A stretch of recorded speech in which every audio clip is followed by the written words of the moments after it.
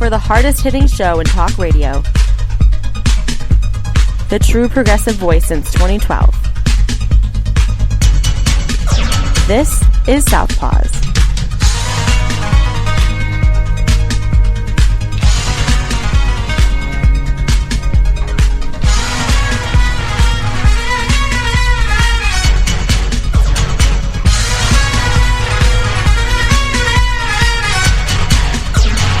And welcome to Southpaws on the Pacifica Radio Network. We are the leaders of the revolution. My name is Darren Gibson, and I'm your co-host. My name is Jack Prince, your fellow co-host.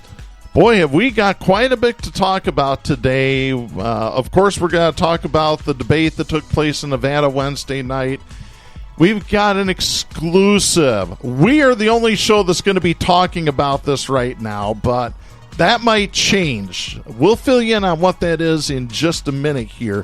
Before we get started, a couple of reminders that you can follow us on social media by going to facebook.com/Southpaws Radio Show. You can follow us on Twitter at Southpaws Radio. You can become a patron of the show at patreon.com/Southpaws Radio. You can listen to the show anytime you like at Spreaker.com. Do a search for Southpaws there. We're also on the iTunes Store. Do a search for Southpaws under podcasts. Once you've found our logo, you found us. All of our podcasts go to our Facebook, Twitter, and our YouTube channel. So make sure you check us out on YouTube as well. Do a search there for Southpaws Radio. Of course, you can listen to the show on great Pacifica stations, including KCEI-FM Taos, New Mexico, KZGM Kabul, Missouri, and at Global Community Radio Channel 1. We're on every Monday night at 9 p.m. We're on right after Democracy Now! Make sure you check us out there as well. And before we get into today's topics, I want to thank John Kiriakou and Brian Becker over at Loud and Clear. I was a guest on their show this past week. If you haven't heard that, you can find them on a lot of your Pacifica stations, and they're also at Spreaker.com. Do a search for Loud and Clear there. We talked about Michael Bloomberg trying to buy the primary election, and obviously the general, if he were to win the primary, he'd try and buy that too. Or, as I've said on social media, that Bloomberg is basically Donald Trump with a filter between his brain and his mouth. Somewhat. It's had real breaches, though. It's had real breaches. Yes. That filter. It's just hasn't been highlighted for months and months. Yeah. All right. Well, I want to add one thing. I'm sitting across the table from a man who just interviewed, along with myself, but primarily set up by Darren Gibson, Greg Palast. Yes, we will have a 30-minute plus interview on next week's show with investigative journalist Greg Palast, who recently won a lawsuit against the state of Georgia regarding their cross-check program that they were using with the state of Kansas to purge the voter rolls in the state of Georgia. So we'll have Greg's interview next week on the show. But right now, we have an exclusive. Nobody else is talking about this. Nobody has mentioned this on any other show. You're going to hear it here first. I found proof over the weekend that NBC News definitely has an anti-Bernie Sanders bias. And it was just one simple piece, Jack. It was on the Saturday Today Show. I'm sitting there watching, and they start talking about the Nevada caucus that's coming up here in the next couple of days as we record. They tossed it to a reporter who was in Nevada, and he introduces a package that runs 1:47. Matter of fact, I've got the entire episode right here on audio. This clip runs 2 minutes, 52 seconds in total. I want you to pay attention to the audio quality when they show clips of each candidate. They showed clips of Joe Biden, Amy Klobuchar, Bernie Sanders, and Pete Buttigieg at rallies the night before on Friday, February 14th, Valentine's Day. Pay real close attention to the audio quality when they get to the Bernie Sanders clip. You're going to flip when you hear this, folks. The other big story in politics we are tracking, we are now 1 week away from the next contest in the race for the White House. Nevada will hold its Democratic caucus next Saturday, just a few days after the candidates take to the debate stage for the 9th time. NBC's Garrett Hake is in Las Vegas with more. Garrett, good morning to you. Hey, Kristen, good morning. Yeah, the first Western state to vote in this primary process is also the most diverse state to vote by far. That gives the candidates a chance to prove they can win over the voters who make up the heart of the modern Democratic Party. And with early voting starting this weekend, the candidates are wasting no time hammering home their closing messages. Overnight, Joe Biden rallying Silver State voters outside Las Vegas. The former vice president and faltering former national frontrunner trying to infuse new energy into his campaign. This is the United States of America. There's not a single thing we cannot do if we set our mind to it. Only thing standing in our way is Donald Trump. I believe in grassroots politics. I believe in movement. Riding a wave of momentum from her third-place finish in New Hampshire, Minnesota Senator Amy Klobuchar packing 1,000 supporters into a rally in Reno. And addressing the one major candidate not competing for Nevada votes, Michael Bloomberg. The former New York City mayor has not yet qualified for Wednesday's debate here. Does Michael Bloomberg need to be on the debate stage next week so the Democrats can vet him? I think he should be on the debate stage because I can't beat him on the airwaves, but I can beat him on the debate stage. The billionaire Bloomberg has ridden a multi-million-dollar wave of ad spending to the top tier in national polls, frustrating some Democrats who say the former Republican is attempting to buy the nomination of a party he doesn't truly represent. Senator Bernie Sanders taking aim at Bloomberg and the surging Mayor Pete Buttigieg from North Carolina. I'm running against some folks who are billionaires. I'm running against others who are not billionaires but get a lot of their funding from billionaires.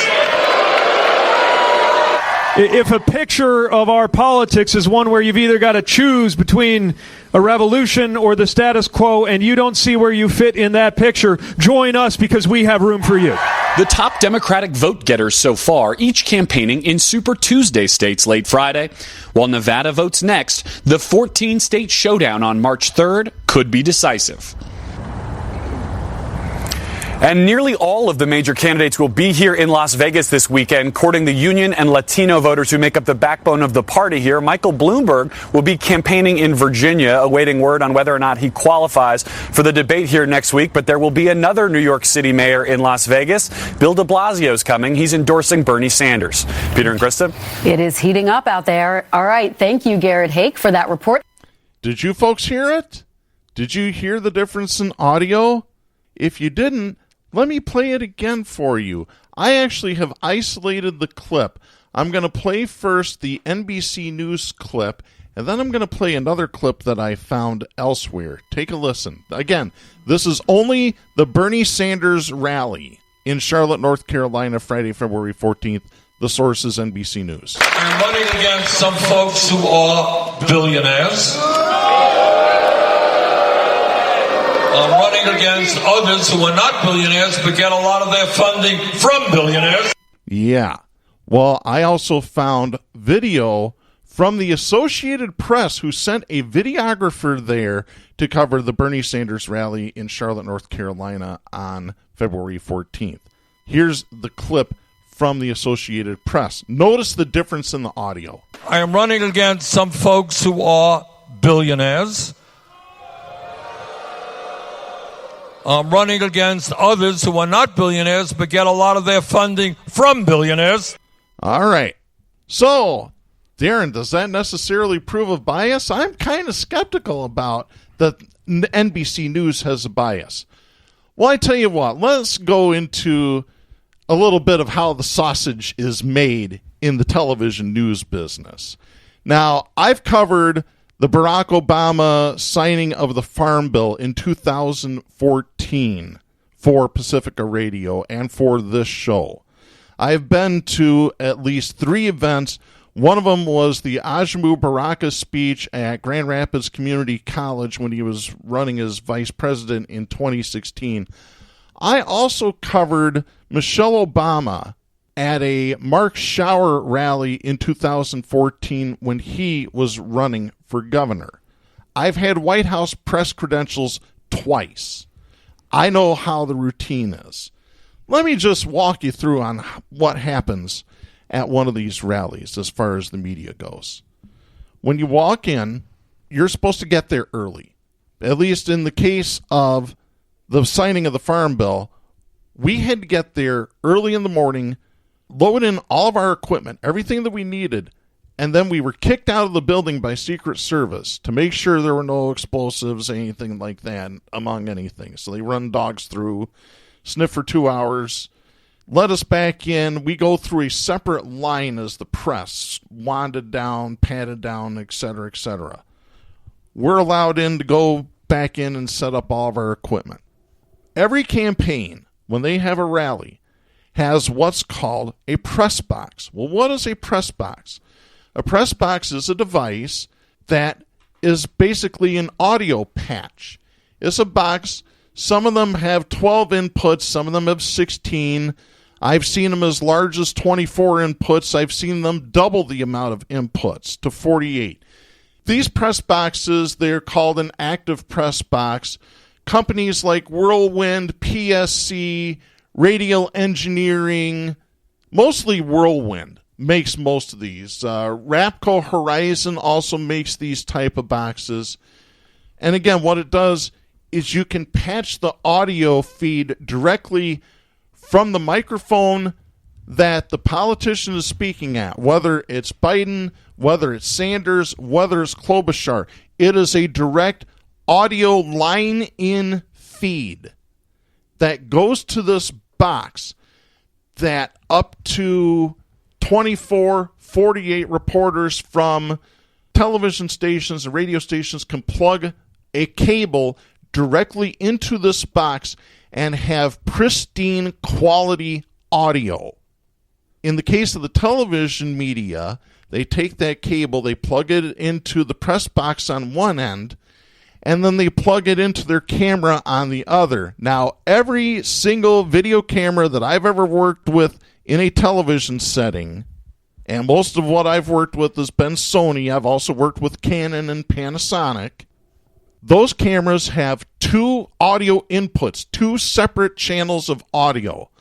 Audio 1 is usually for a microphone, like a stick microphone for a reporter, or a lavalier microphone.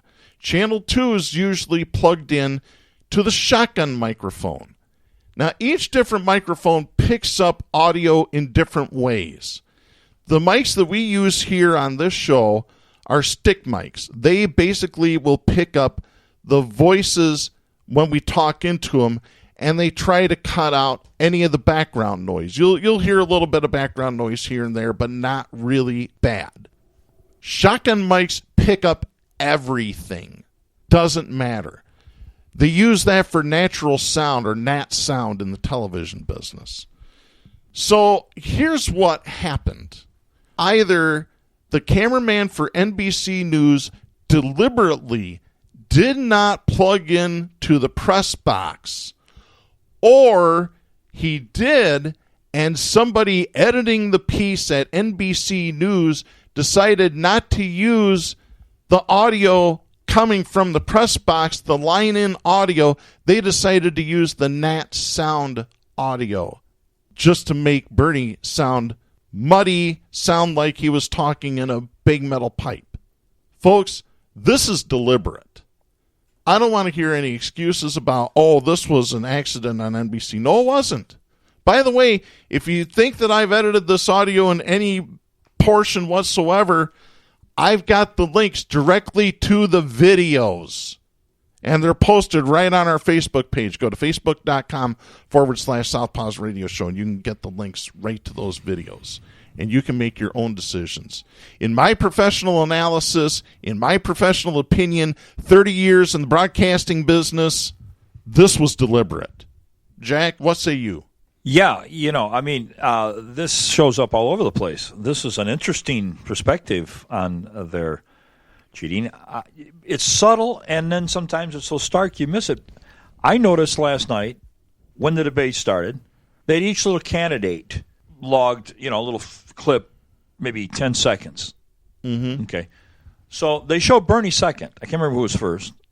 And let's say it was 5 seconds. Mm-hmm. And people going, well, hey, there's Bernie second. But then as they went down the list, by the time he got down to, say, Pete, he had 15, 20 seconds, 2 or 3 different clips giving speeches and so forth. And when it's all over, you go back and say, hey, everybody else got a minute of coverage and, a background. Bernie got maybe 10 seconds. But, hey, let's not worry about it. Let's get into the debate. And then you get into the debate, and you get these loaded questions from Chuck Todd that, he even came out and said, I'm not going to let up. I'm not going to let up on this whole thing. I'm going to keep coming at you, Bernie. He's talking about his so-called campaign, cursing people, attacking people.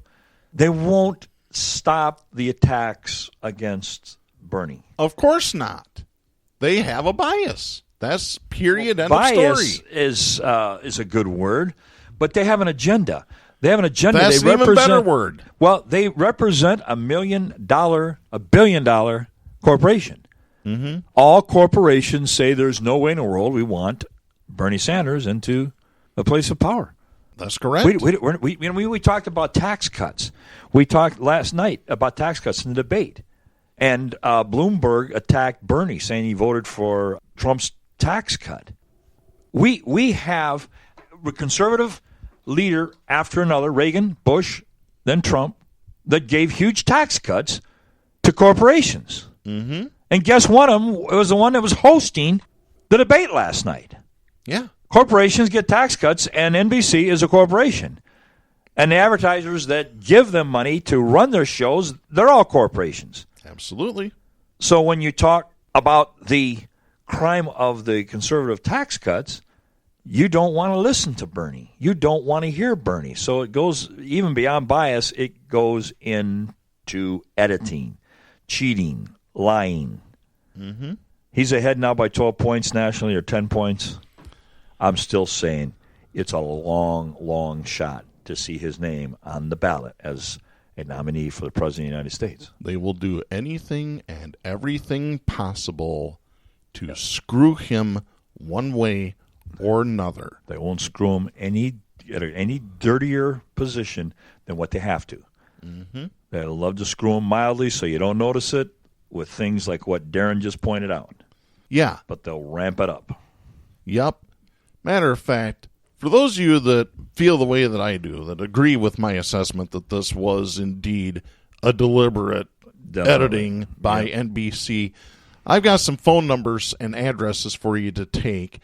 Grab a pen and paper right now as I give you the phone numbers, asking you to call and write to NBC News and tell them to stop showing their bias against Bernie Sanders and start covering this campaign unbiased. Start covering all the campaigns unbiased. Don't show favoritism to one candidate or another. I don't even want to show favoritism toward Bernie. I just want the same level playing field, and we're not getting it. So here's your phone numbers to call to NBC News. If you want to call toll-free, it's 800-952-5210. Again, that's 800-952-5210. Or you can call them directly at 212-664-3700. That's 212-664-3700. Or for those of you that would like to take pen and paper and send them something in the mail, the address to the corporate offices is NBC News, care of Andrew Lack, Chairman, NBC Universal News Group, 30 Rockefeller Plaza, New York City, New York, 10112. Again, that's NBC News, care of Andrew Lack, Chairman, NBC Universal News Group, 30 Rockefeller Plaza, New York City, New York, 10112. Yeah, they say that what happens in Las Vegas stays in Las Vegas. Well, what happened last night is there's blood sprayed all over the debate stage, and it's got Bloomberg DNA in it. Mm-hmm. It was a takedown. It reminded me in hockey where you pull a jersey over a opponent's head, and then everybody can take a pot shot at him. Is it deserved? Well, by far, absolutely. Mm-hmm. But the thing that really was astonishing to me, you could capsulize the entire debate when Bernie and Bloomberg squared off, and Bernie's talking about the fact that thousands of Americans die every year because of lack of health care. Mm-hmm. Matter of fact, I think the latest figure was 65,000 people. Now, they may have some half-butt insurance or they have no insurance, but they don't go. They don't go to the doctor. They don't get treatment. They can't afford it. They know they're going to get it picked up. Their deductible is so great, so they don't pay attention to the cough, or they don't worry about the fever, or they just deny it. They deny it. They deny it. They get a toothache. They say, the heck with it. I can't afford anything about it. Yep. And 65,000 deaths later, Bernie is making an issue of it on the stage in front of America. And Bloomberg pipes in and he goes, don't you think that Trump is going to, and this isn't verbatim, love this conversation? You're not going to beat him. Well, here's my problem.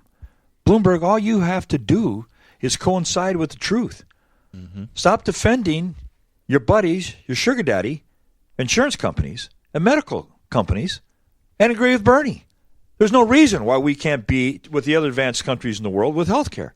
Mm-hmm. And yet when he disagrees on the wrong side, he claims that that's a division caused by Bernie. Mm-hmm. Your house is on fire. I come to your door. I knock on the door. I say your house is on fire. You need to get out. And the mama says, wait a second. Don't disrupt my kids. Can't you see they're sleeping soundly? It's fake news. My house isn't on fire. Or you're causing division. You're upsetting my family. Yeah, upsetting the corporations. Can we get on that just a little bit? Because there's been a lot of talk about, Bernie Sanders supporters are the worst. They're just as bad as Trump supporters. They're mean. They say nasty things. Well, really, we're like Trump supporters. Not even close. Not even close. But I tell you this, you start something with me, I'll finish it. I won't start it, but if you start it, the gloves are off. And that's the right anger to have because we're pissed.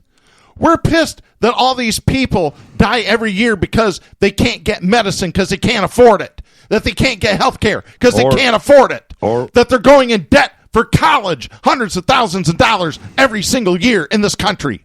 Man, 4 years out of college, you can't afford the car payment. There's turmoil. There's economic strife in the family. There's divorces. There's foreclosures.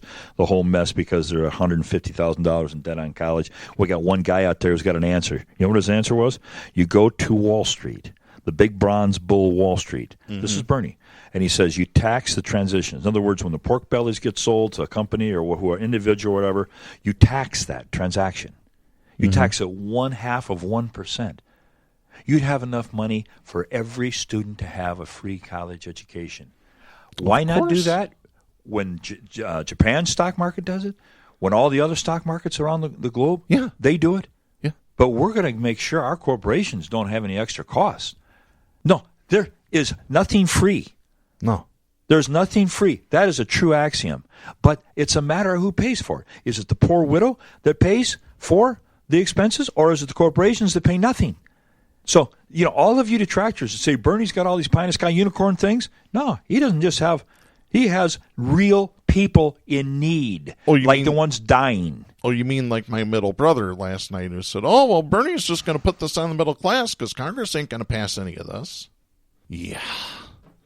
I swear to God, my brother, religion ruined him. It really It's did. done that to a lot of people. You know the old saying, good people do good things, bad people do bad things. Mm-hmm. It takes a religion to get good people to do bad things. That's very true. And you'd mentioned we've been talking about health care. There was a new study published in The Lancet by a team of Yale epidemiologists. If the United States switched to single-payer universal health care, Medicare for all, it would save 68,000 lives annually and would save $450 billion in cost. Mm-hmm. Where's the problem, folks? I don't believe in Medicare for all. It's going to take away my doctors. No, it won't. Look at Canada, look at Denmark, look at every other developed country in the world that has single-payer universal health care. Don't believe the hype from your conservative, Trump-loving, Fox propaganda channel-watching uncle. Don't believe the hype. Oh, Jack, I'm glad I took my blood pressure medicine before I came here today. Is it working? Somewhat. You're putting it to the test, huh? Yes, I am. I've got one more clip that I want to play. We've been talking about the debate. I've got this. This is from Ewan Higgins writing for Common Dreams. Senator Bernie Sanders was the lone voice on Wednesday night's debate stage in Las Vegas, endorsing without reservation the idea that the candidate for the 2020 Democratic presidential nomination with the most votes by this summer's convention in Milwaukee should be the party's standard bearer. Now, if you don't believe us, we've got the clip for you right here. This happened toward the end of the debate.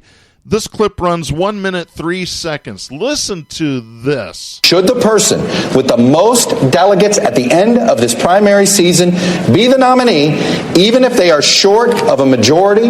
Senator Sanders, I'm going to let you go last here because I know your view on this.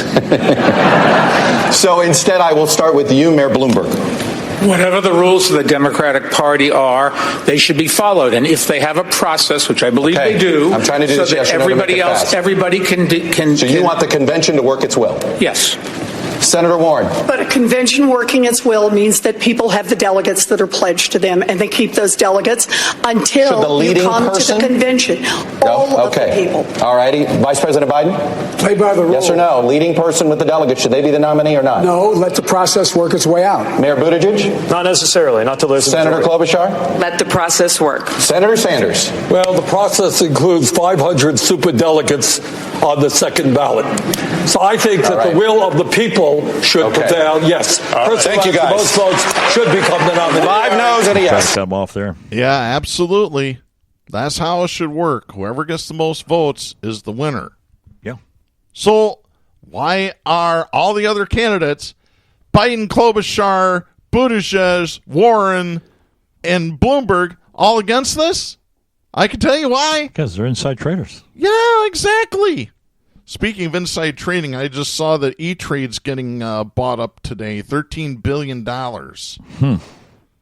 I forget which company is buying up. I'll have to take a look real quick. No, the Democratic Party's scenario for democracy is a back room someplace with plenty of cigars, and 15, 20 people get together, and they're saying things like, well, you know, our man Biden took it on the chin.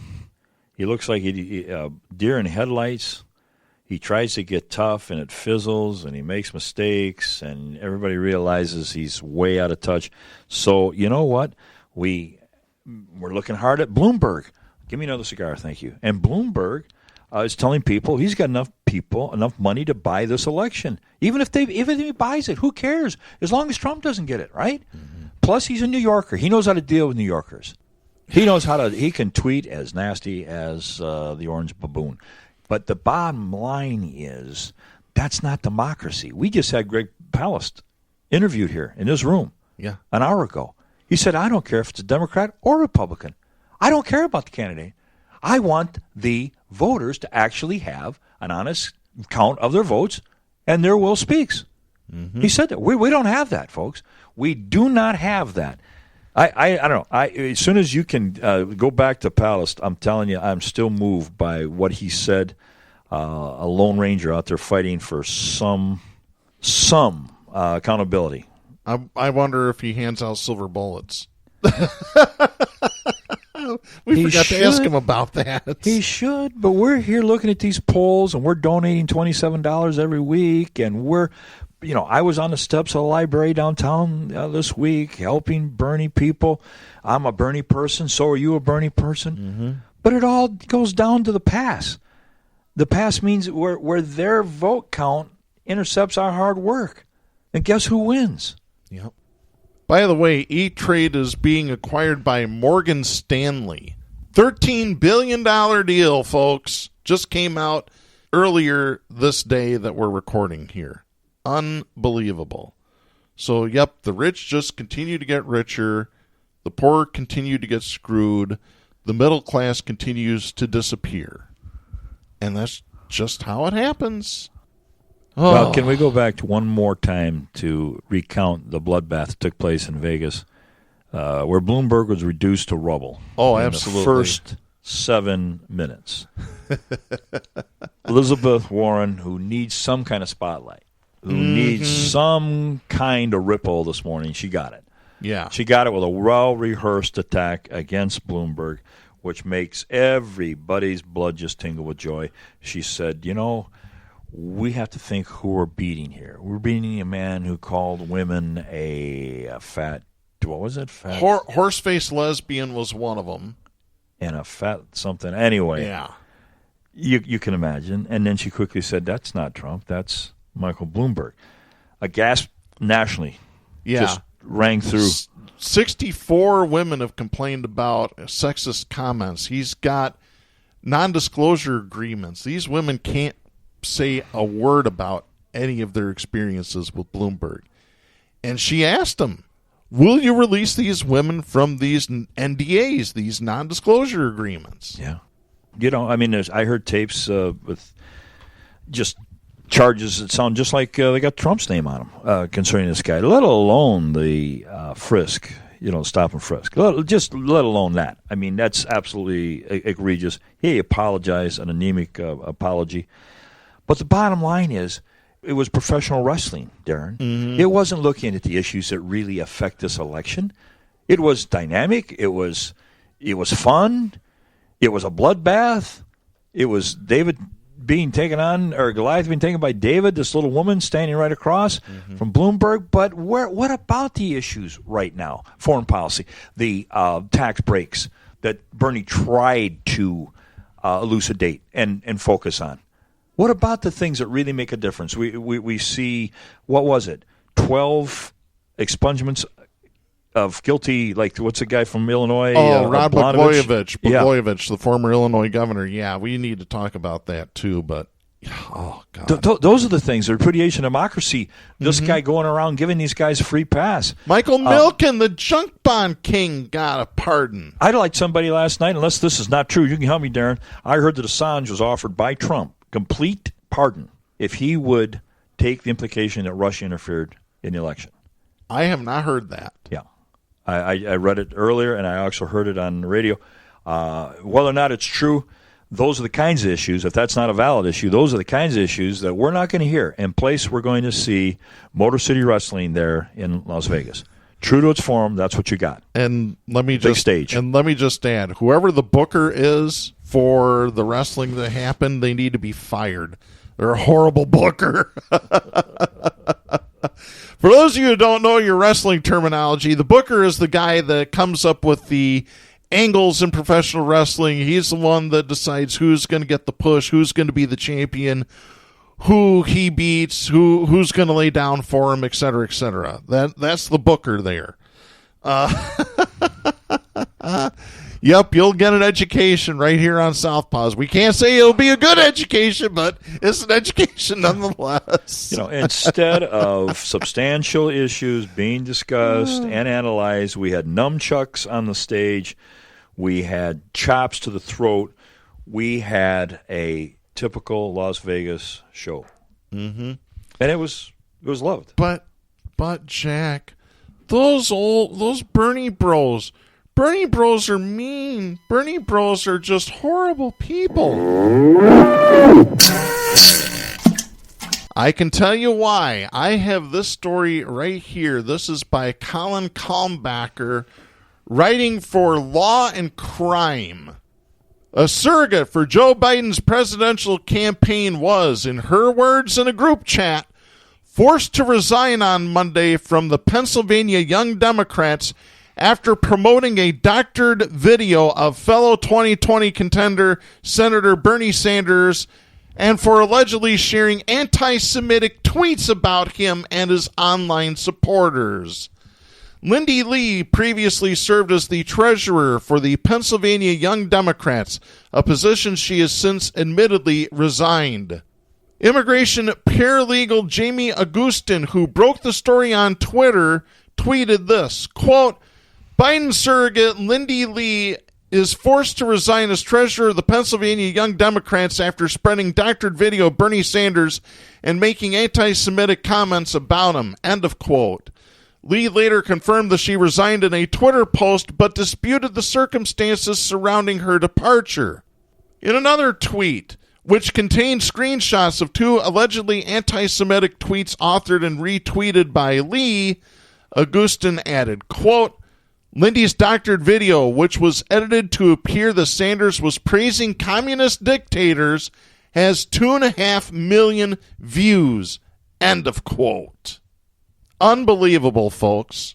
Well, you wonder why we yell and scream, why we curse at supporters of these other candidates when they come at us with this Bernie bro crap. This is why. I'm going to speak very, very, very softly here, Darren. There are a couple of friends, kind of establishment Democrat types, one I taught with, that posted just yesterday, I've been attacked. I've been hacked by Bernie bros. I've had those meanies break in and curse and swear at me. They've hacked into my page. And I responded. I said, hold a second.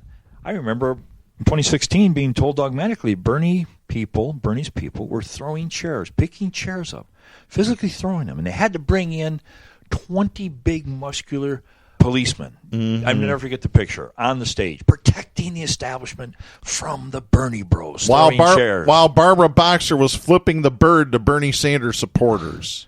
There's video of that.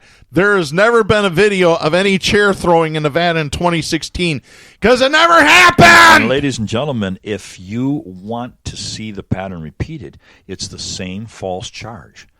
These people that maybe are hacking pages and are attacking and saying nasty things, they're not Bernie people any more than the people that threw the chairs in Nevada were Bernie people.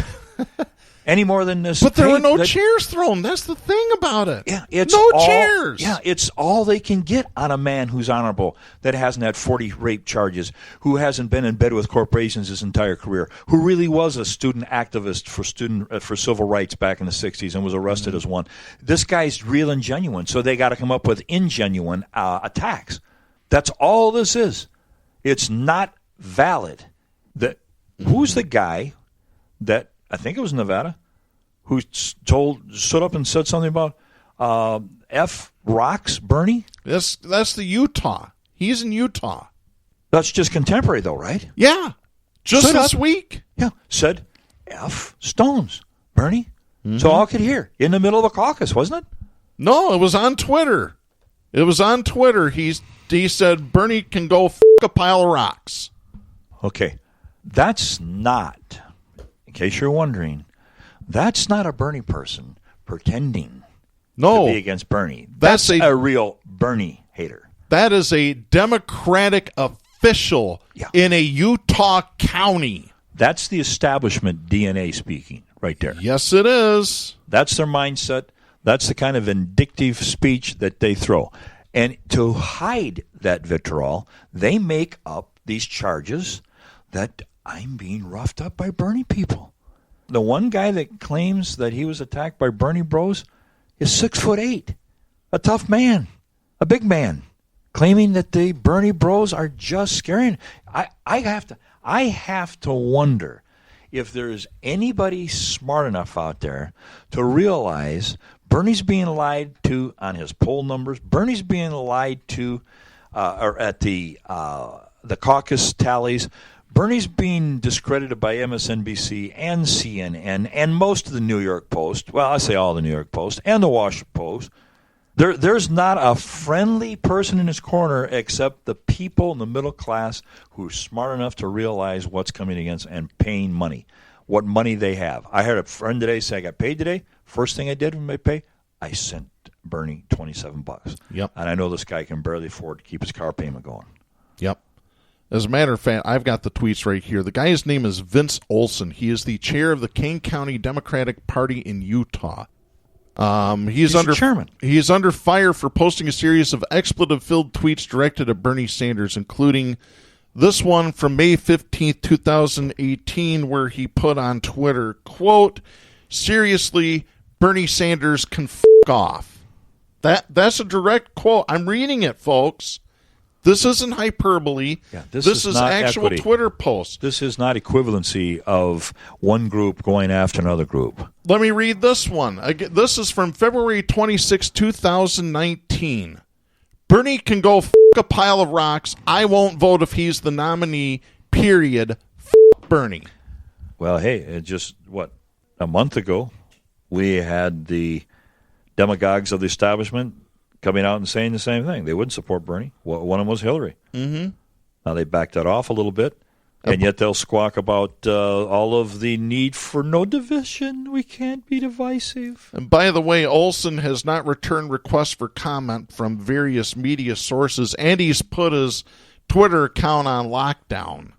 So it's hard to see any future tweets from him. Darren, we got our own establishment hacks right here in good old Grand Rapids, in good old River City. Here's the proof of that. A guy named Skaggs and a guy named David LeGrand.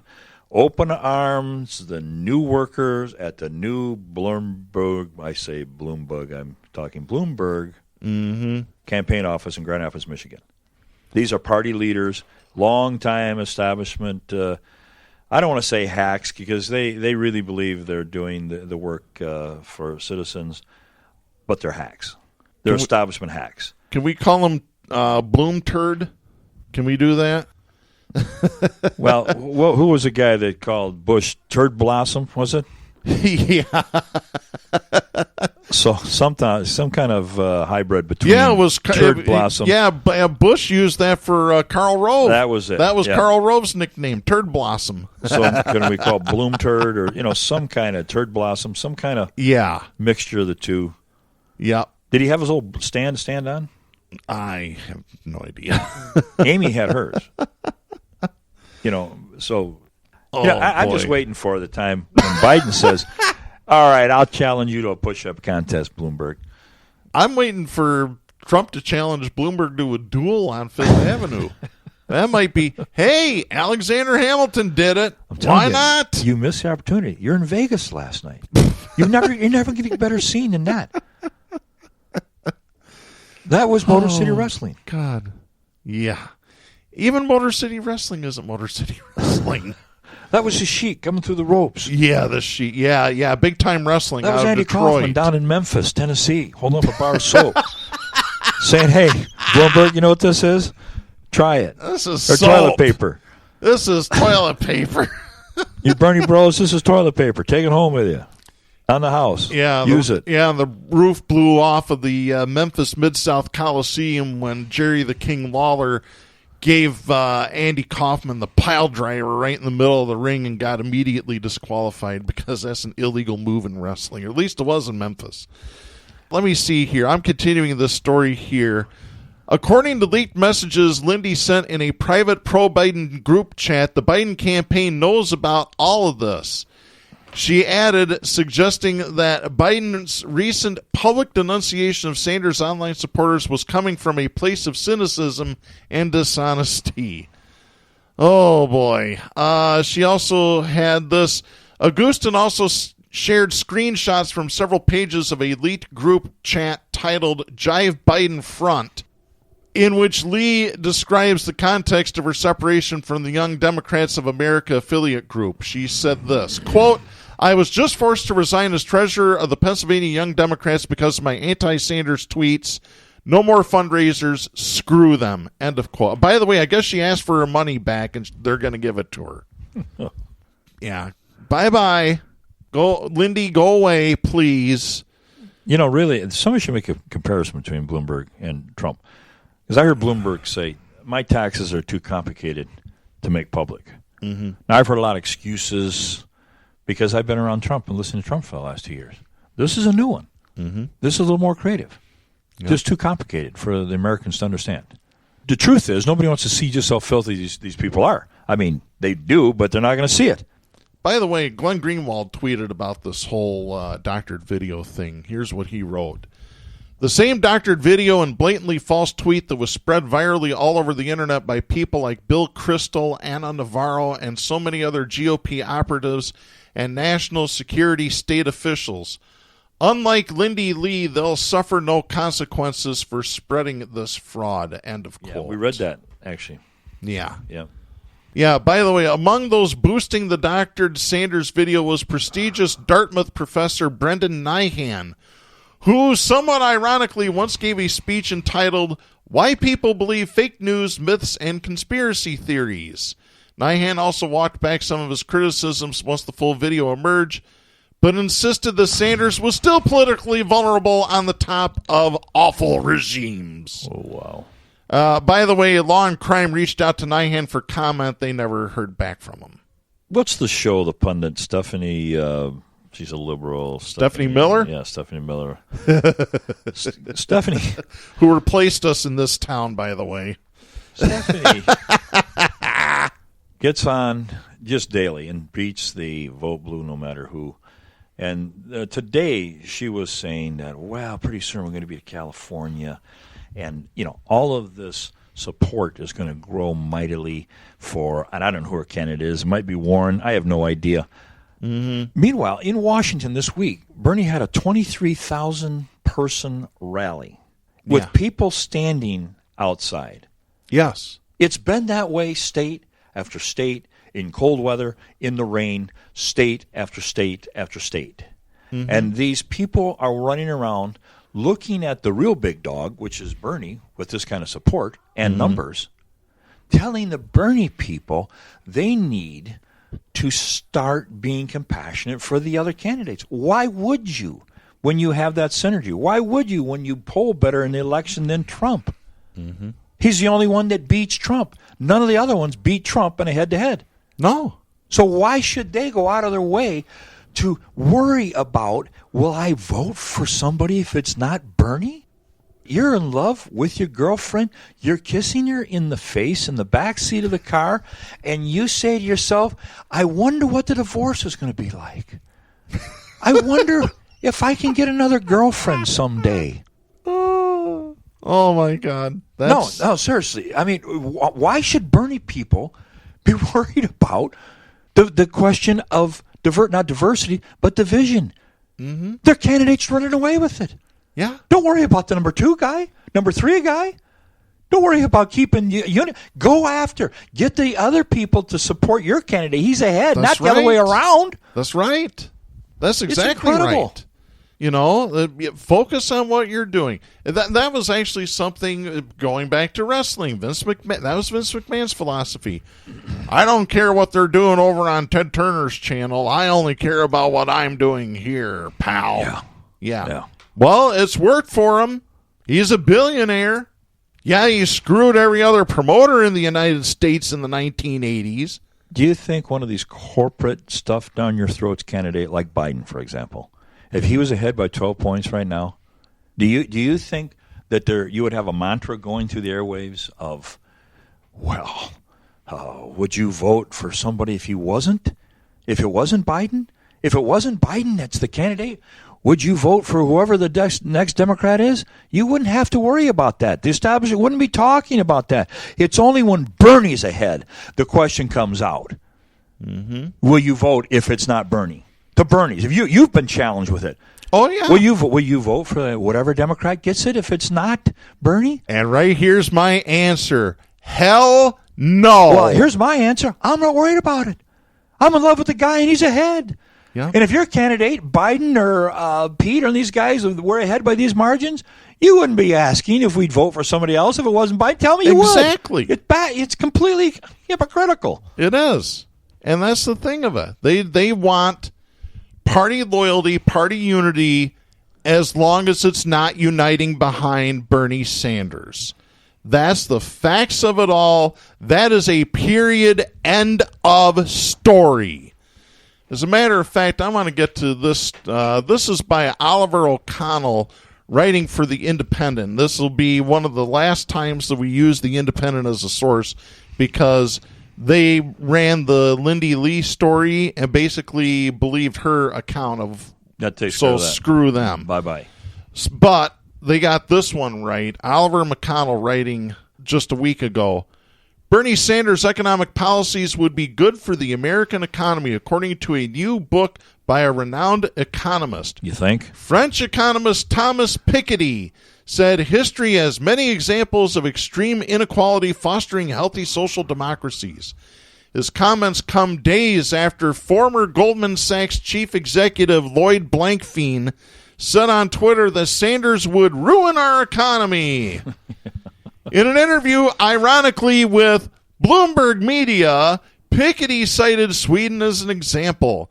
At the start of the 20th century, Sweden, now held up as an egalitarian country, was entirely controlled by wealthy elites, and voting rights were determined by property.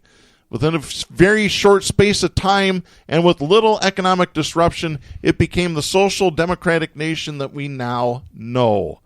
This precedent bodes well for Mr. Sanders' policy goals of reforming American capitalism, Piketty suggested. In his new book, Capital and Ideology, Piketty examines the relationship between inequality and ideology and how they shape each other. The Sanders campaign has promised systemic change through economic policy to tackle inequality, higher taxes of the rich, a wealth tax, a minimum wage, and workplace democracy. Piketty, like Sanders, advocates a progressive tax on wealth. He said, quote, "Remember that the U.S. is actually the country that invented progressive taxation of income and wealth in the 20th century." End of quote. And I'll stop there. And this is something that we've brought up on the show. Back in the good old days, during Eisenhower, the top tax rate in this country was 91%. The country thrived. The interstate system was built. What do we got now?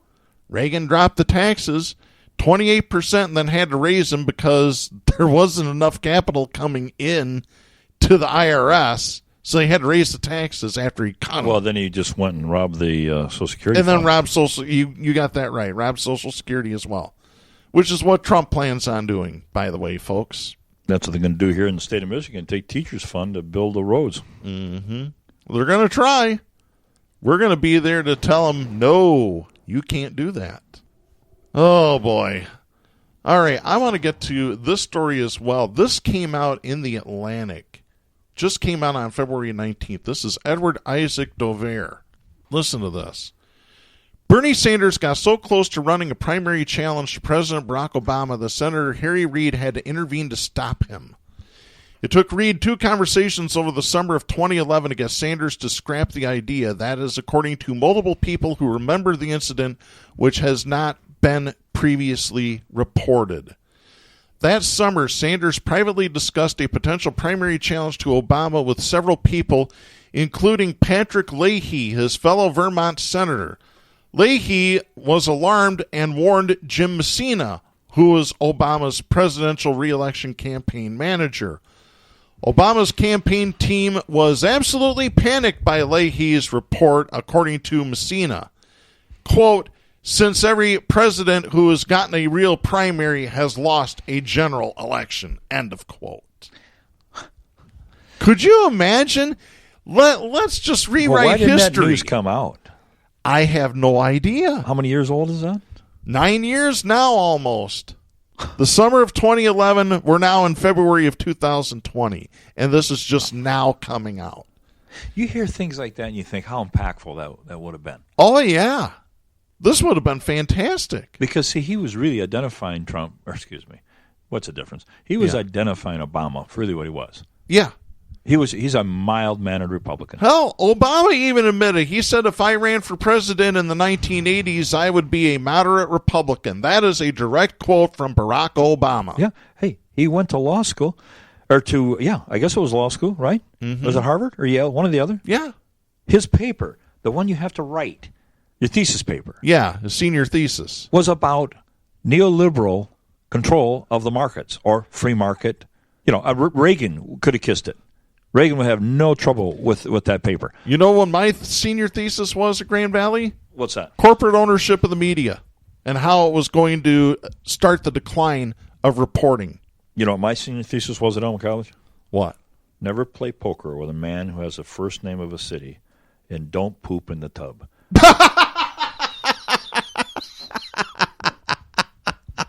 What was your grade on that?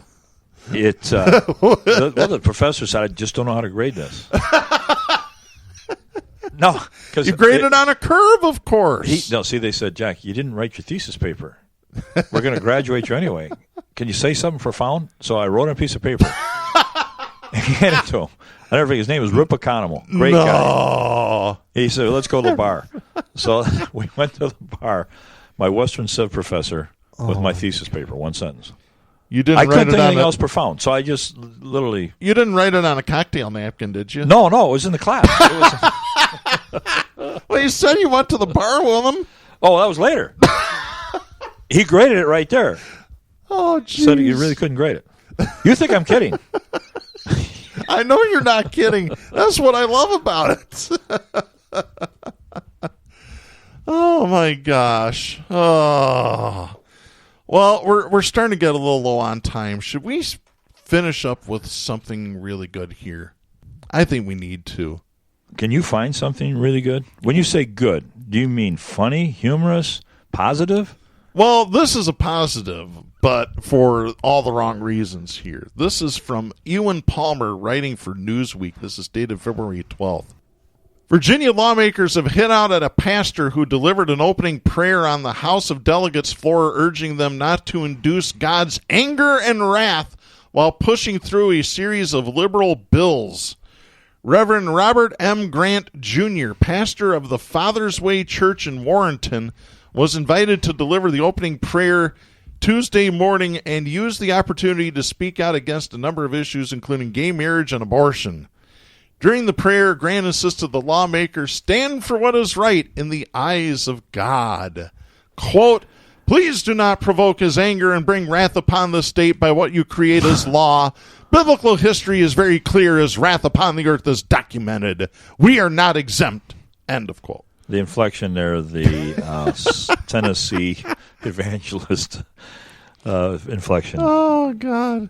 Adds a lot, Darren, I have to say. Yeah, Democrats walked out while he was giving this invocation, and several Republicans retreated to the back of the room because they were so embarrassed by this.